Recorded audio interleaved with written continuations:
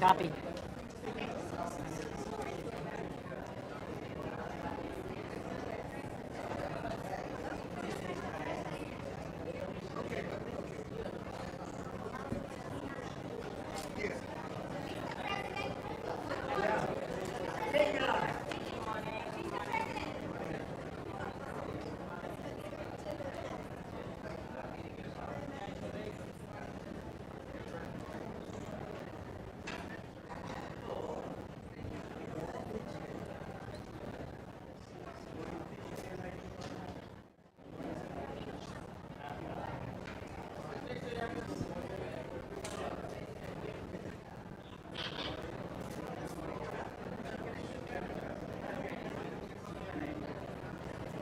Presidenta Boluarte, Presidenta Boluarte, Presidenta.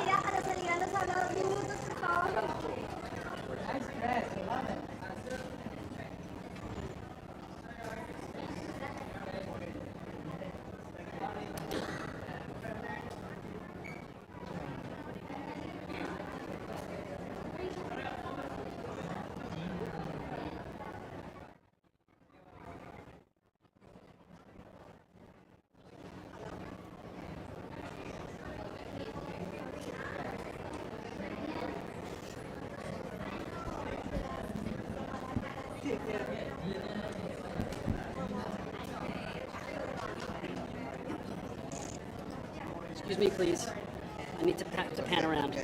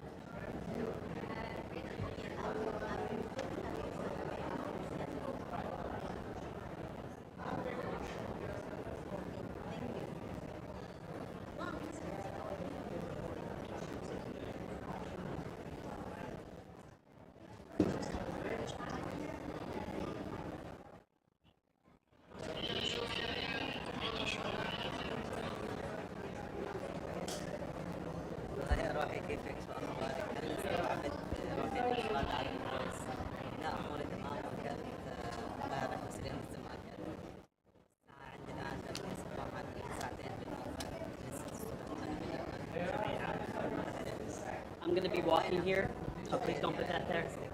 Thank you. Thank you.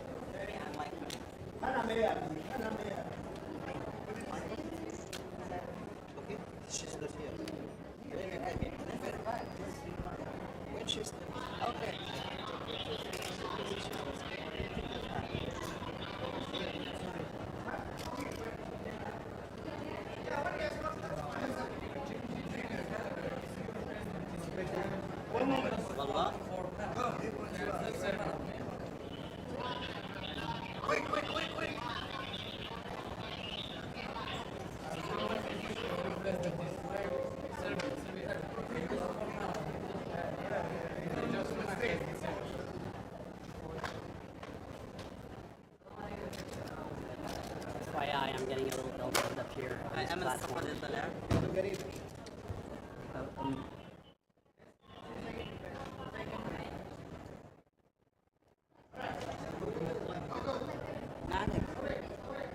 Já está chegando. Mas olha.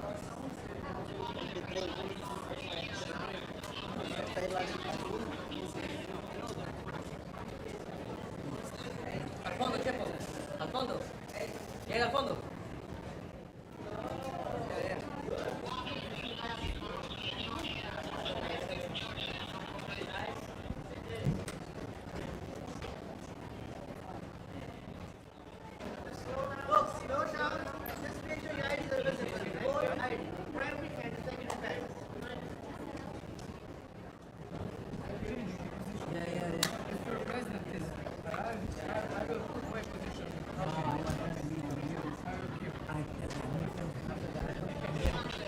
Sorry, Wayne.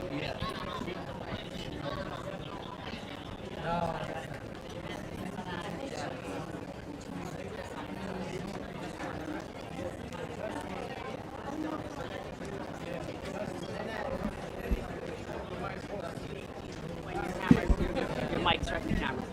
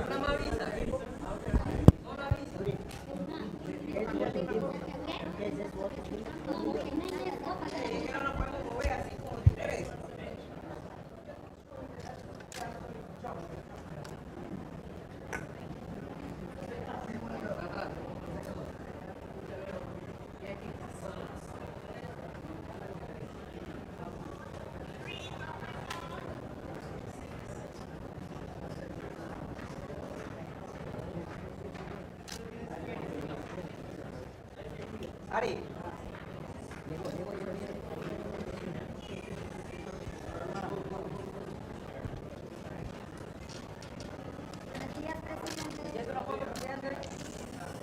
Presidente, aquí, Panamá. Panamá, arriba, arriba. Para que estamos en tiquete.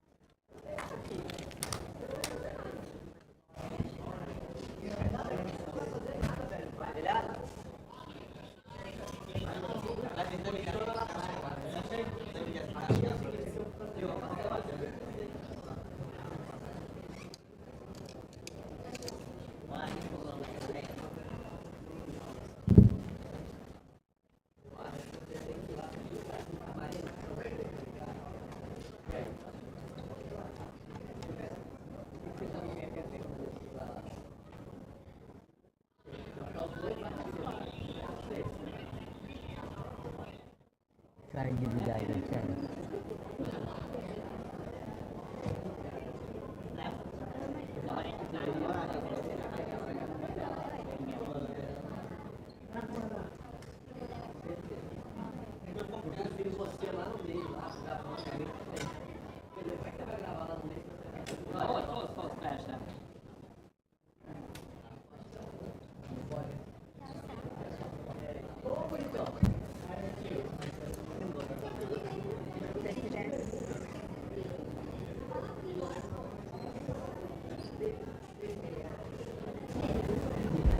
Audio.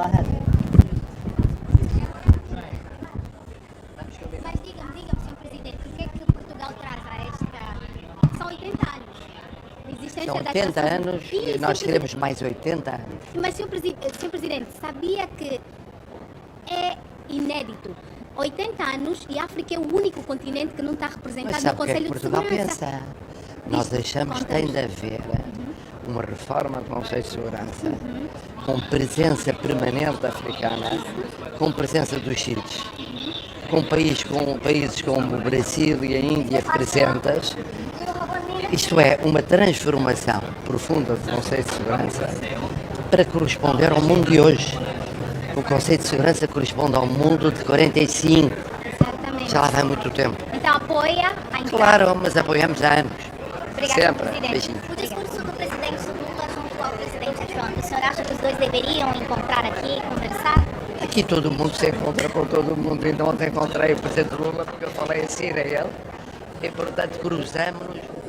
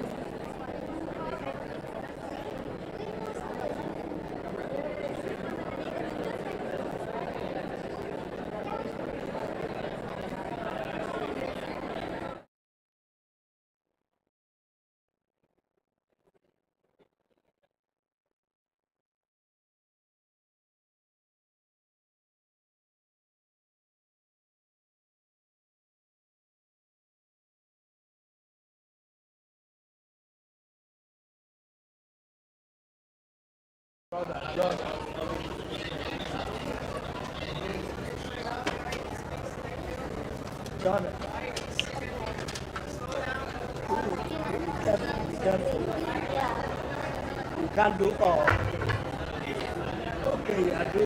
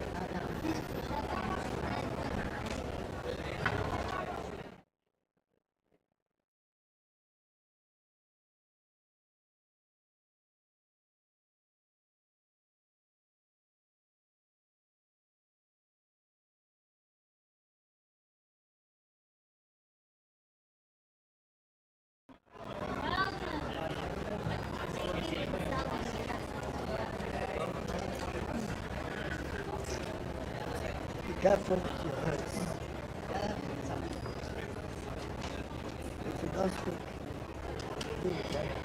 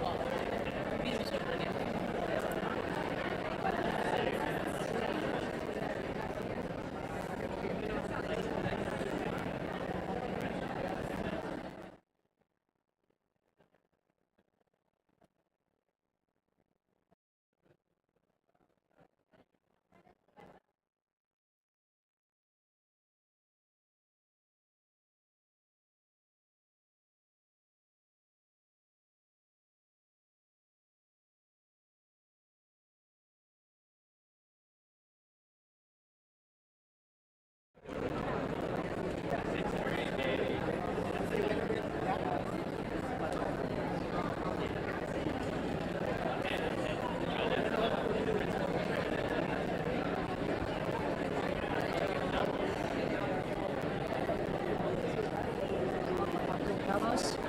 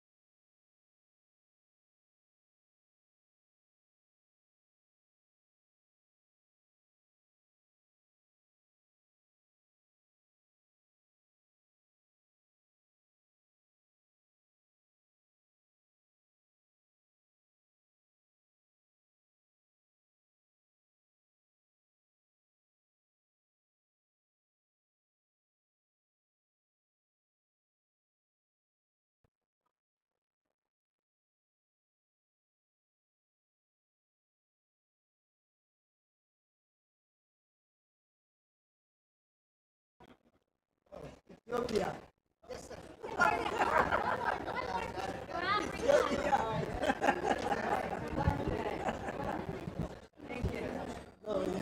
Oh, Mr. President, good morning. How are you? Could you speak at the end? I know, but maybe later. Thank you, sir.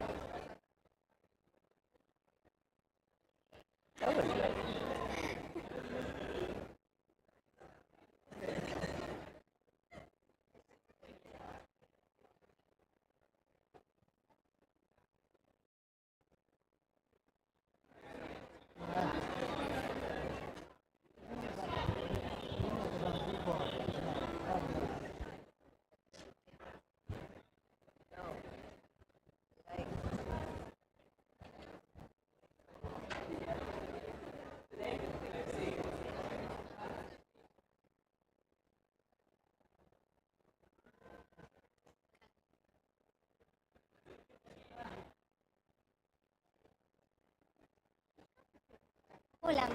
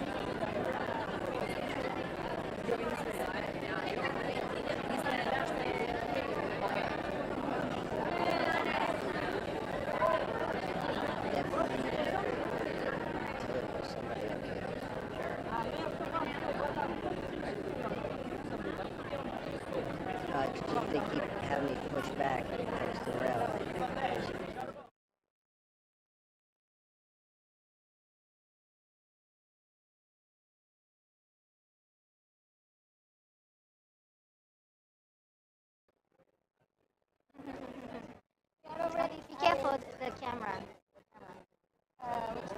Yeah, you.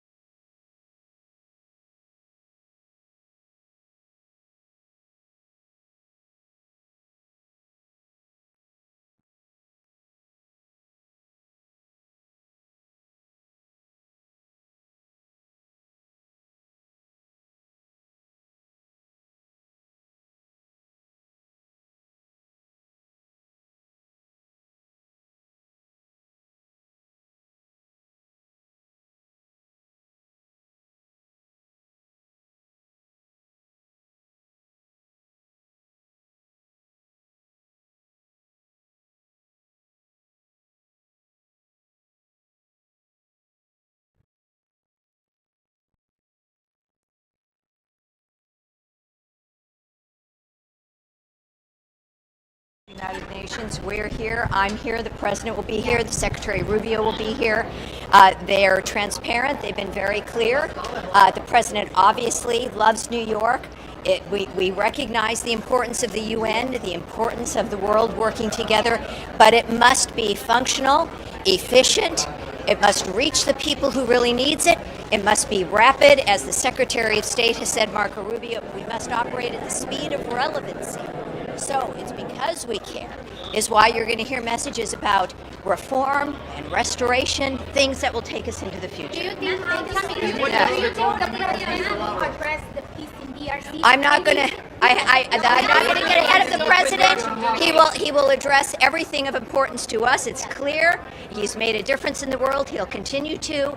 It's going to be a very exciting day. The door is open to the future.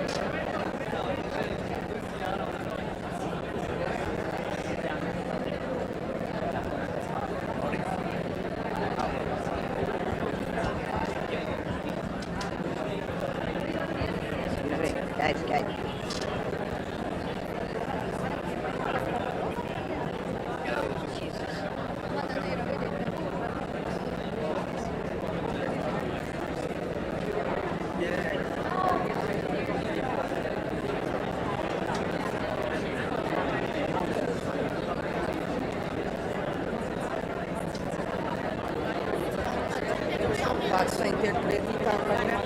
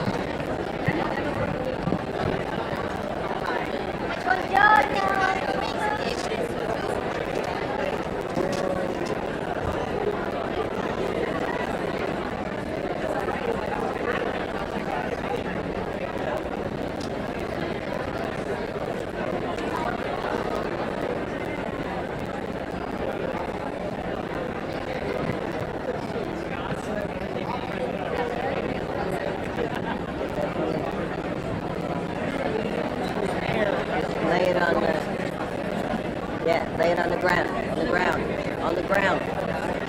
Thank you.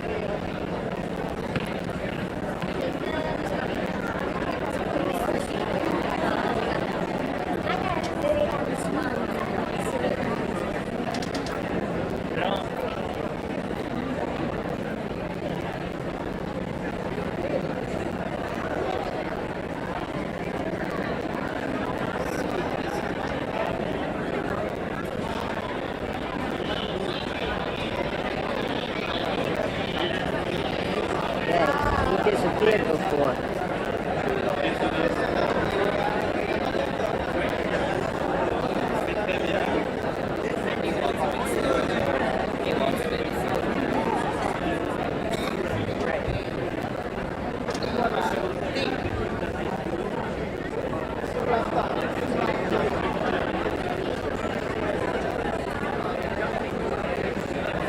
Big motorcade's coming. I don't know who it is. Oh, really?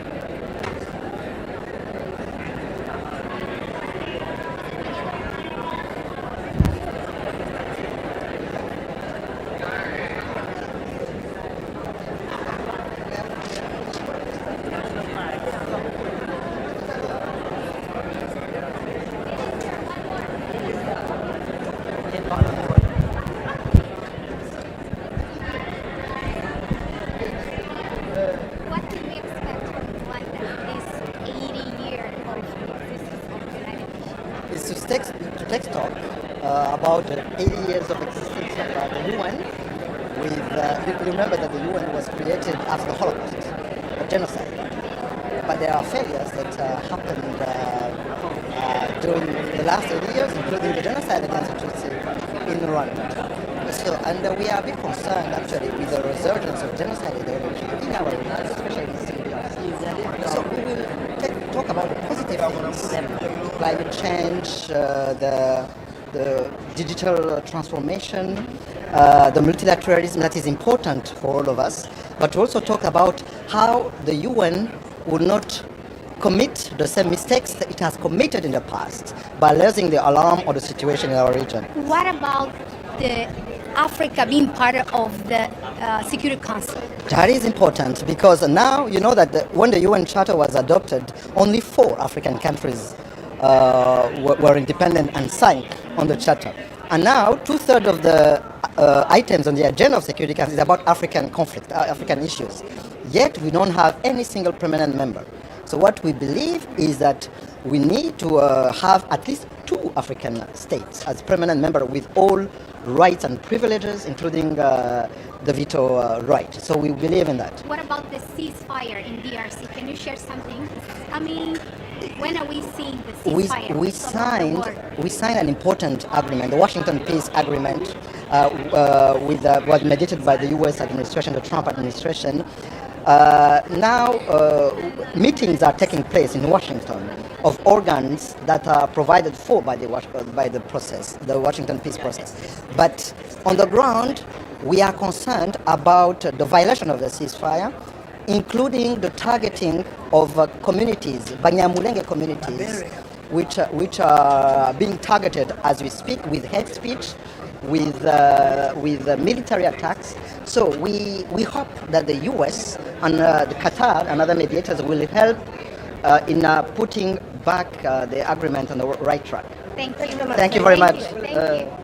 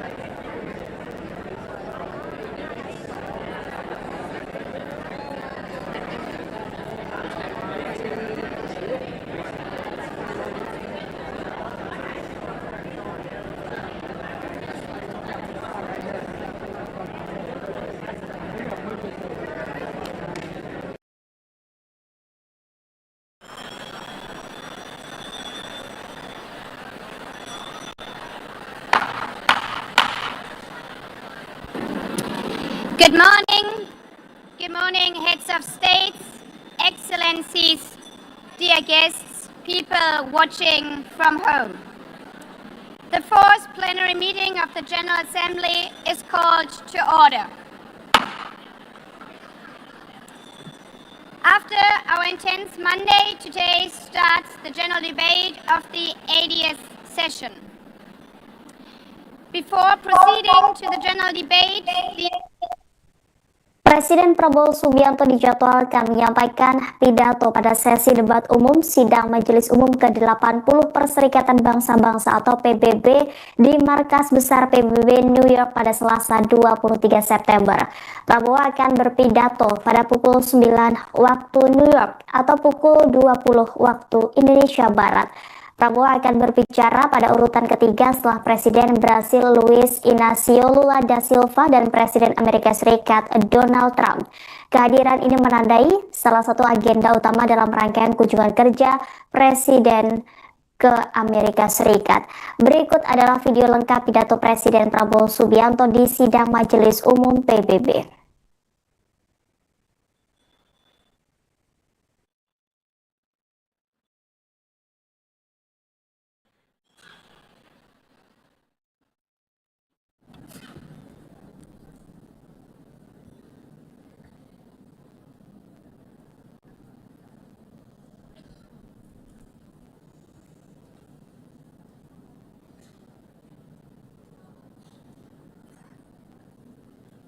Please, could you take your seats?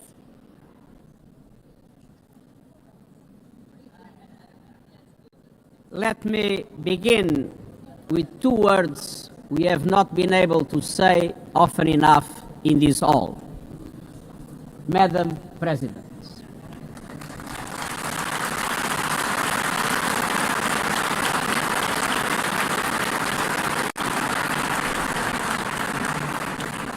Excellencies, ladies and gentlemen, 8 years ago, in a world scorched by war, leaders made a choice: cooperation over chaos, law over lawlessness, peace over conflict.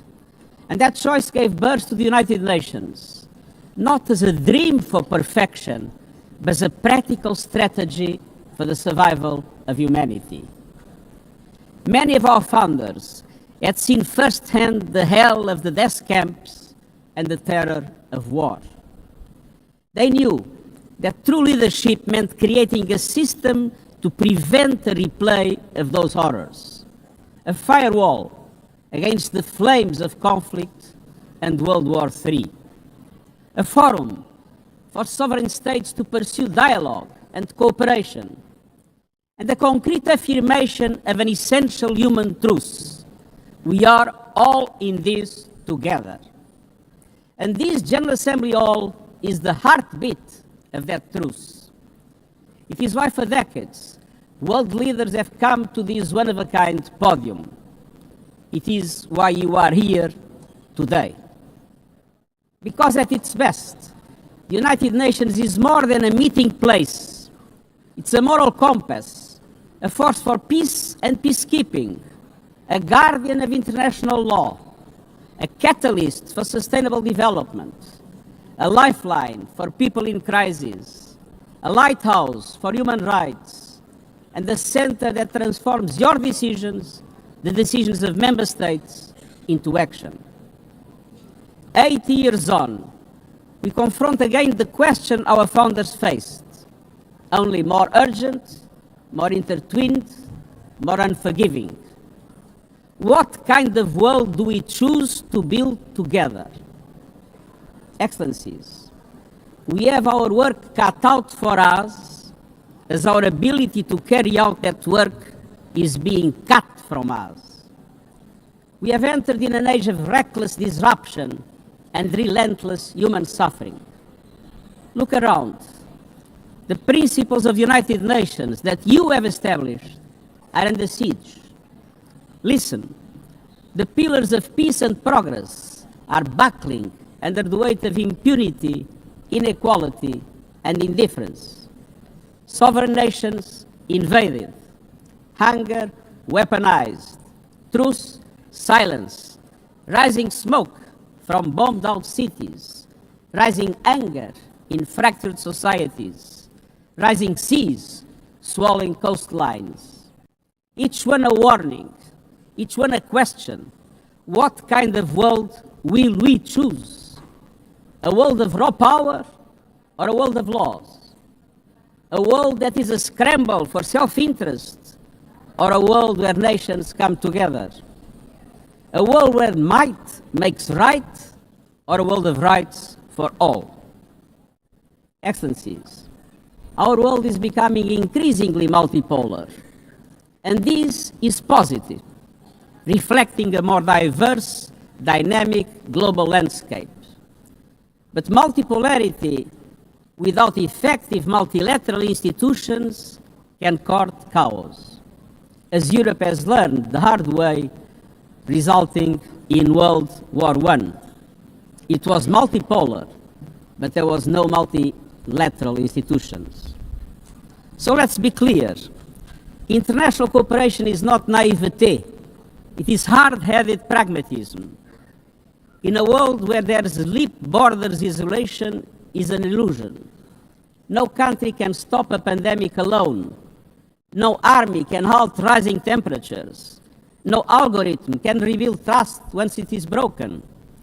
These are global stress tests of our system, our solidarity, and our resolve. I'm convinced we can pass these tests, and we must. Because people everywhere are demanding something better, and we owe them a system worthy of their trust and a future worthy of their dreams. And so we must make the choice, an active choice, to reaffirm the imperative of international law, to reassert the centrality of multilateralism, to reinforce justice and human rights, and to recommit to the principles that gave rise to our organization and to the promise contained in its first words, we the peoples. Excellencies, the choices we face are not part of an ideological debate. They are a matter of life and death for millions. As I scan the global landscape, we must make 5 critical choices. First, we must choose peace rooted in international law. Peace is our first obligation. Yet today, wars rage with a barbarity we vowed never to allow. Too often, the Charter is brandished when convenient and trampled when not. But the Charter is not optional. It is our foundation. And when the foundation cracks, everything built upon fractures. Around the world, we see countries acting as if the rules don't apply to them. We see humans treated as less than human, and we must call it out. Impunity is the mother of chaos, and it has spawned some of the most atrocious conflicts of our times. In Sudan, civilians are being slaughtered, starved, and silenced. Women and girls face unspeakable violence. There is no military solution. I urge all parties, including those in this hall, end the external support that is fueling this bloodshed. Push to protect civilians, because the Sudanese people deserve peace, dignity, and hope. In Ukraine, relentless violence continues to kill civilians, destroy civilian infrastructure, and threaten global peace and security. I commend recent diplomatic efforts by the United States and others. We must work for a full ceasefire and a just, lasting peace in accordance with the Charter, UN resolutions, and international law. In Gaza, the horrors are approaching a third monstrous year. They are the result of decisions that defy basic humanity. The scale of death and destruction are beyond any other conflict in my years as Secretary General. The International Court of Justice has issued legally binding provisional measures in the case named Application of the Convention on the Prevention and Punishment of the Crime of Genocide in the Gaza Strip. Since then, a famine has been declared and the killing has intensified. The measures stipulated by the ICJ must be implemented fully and immediately.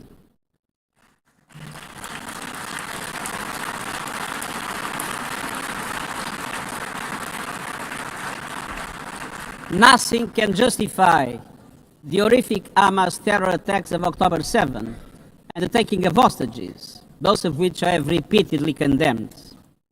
And nothing can justify the collective punishment of the Palestinian people and the systematic destruction of Gaza.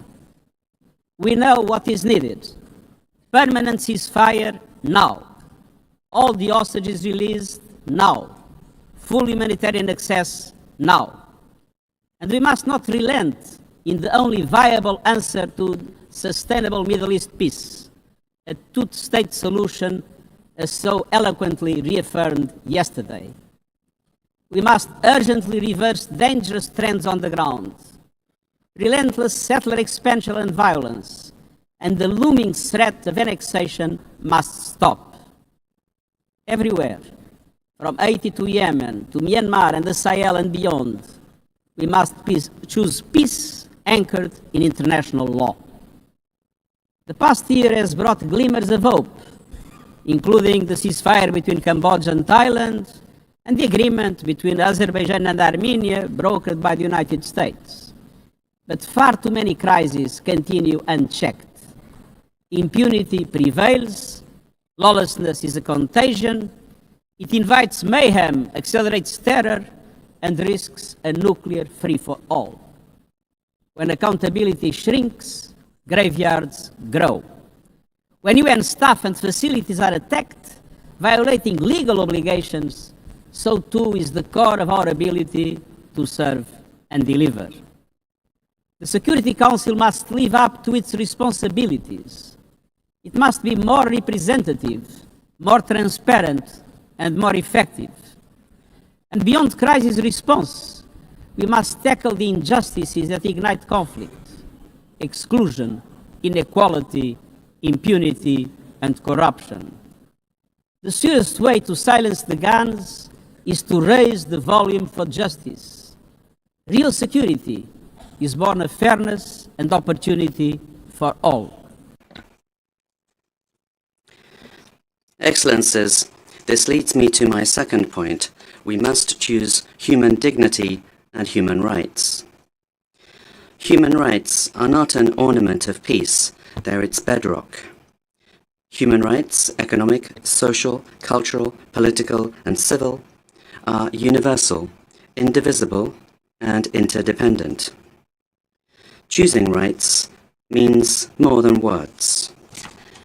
It means choosing justice over silence.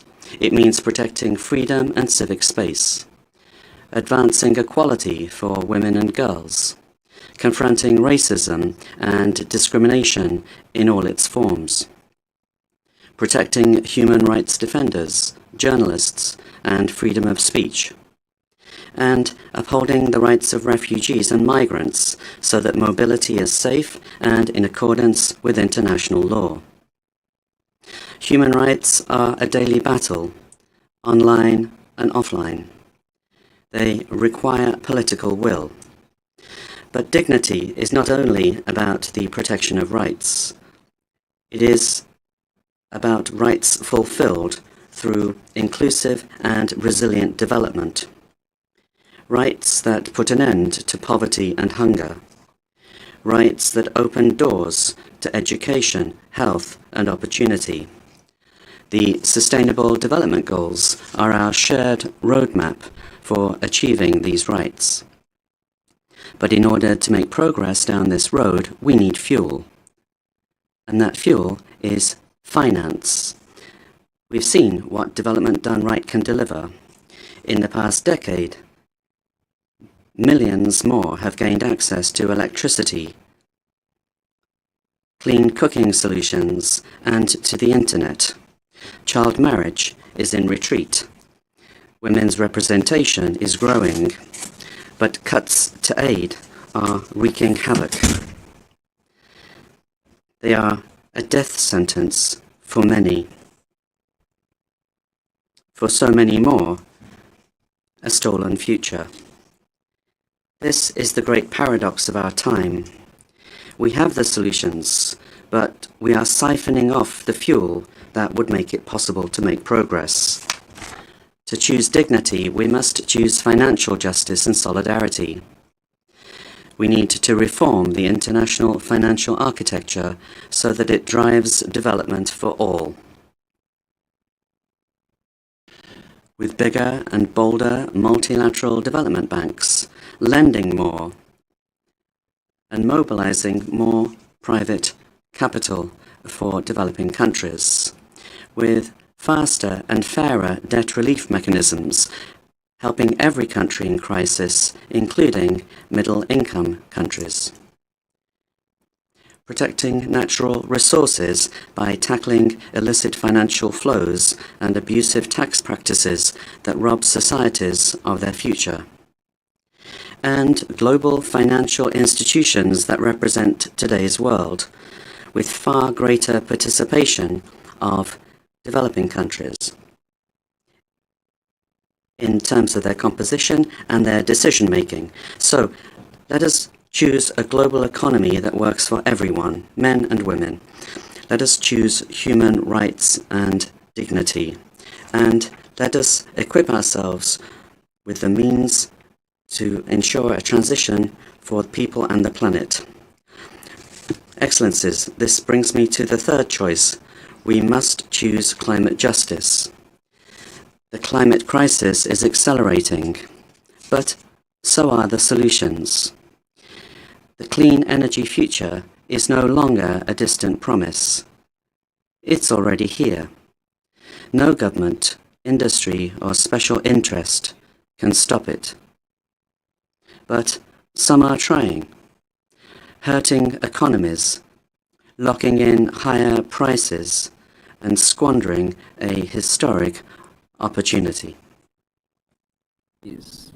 Fossil fuels are a losing bet.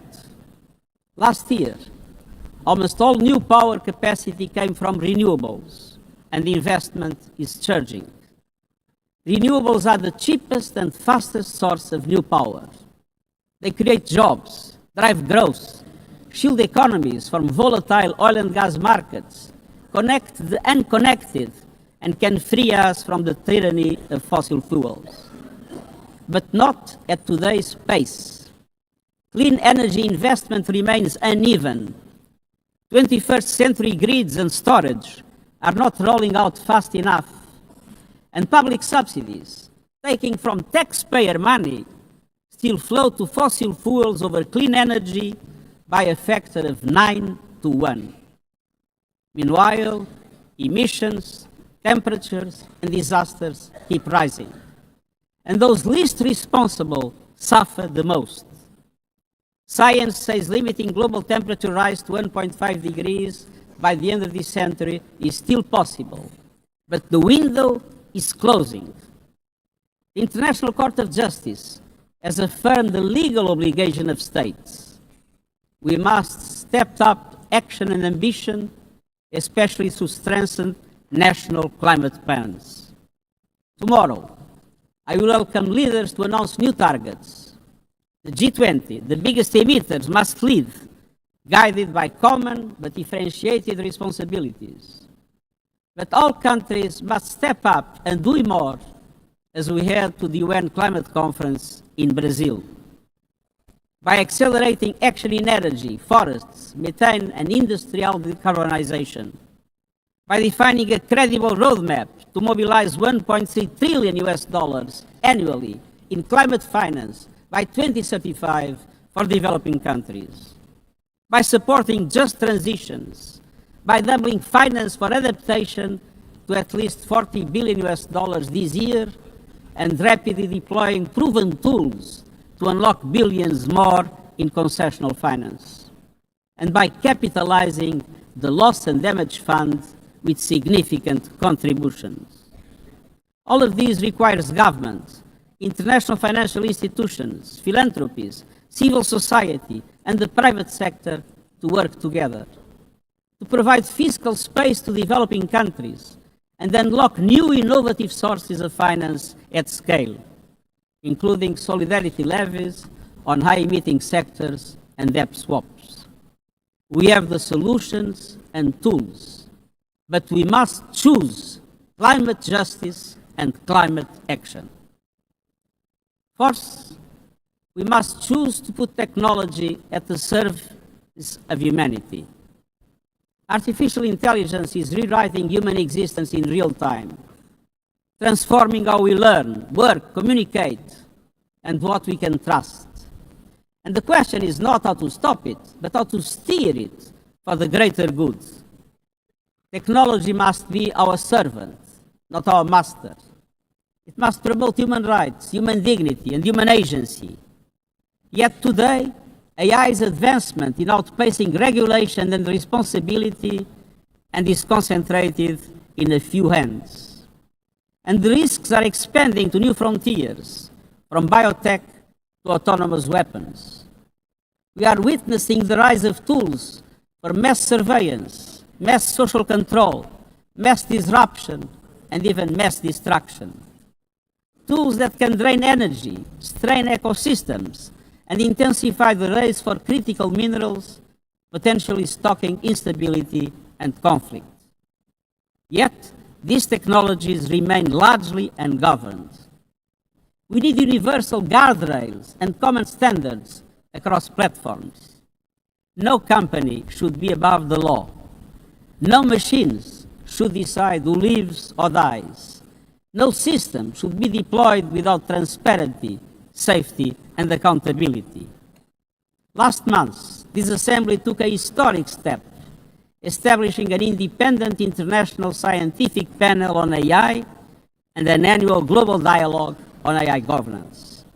Two new pillars of a shared architecture, connecting science with policy to bring clarity and foresight, enabling innovation to flourish while advancing our values and our rights, and ensuring governments, companies, and civil society can help shape common norms.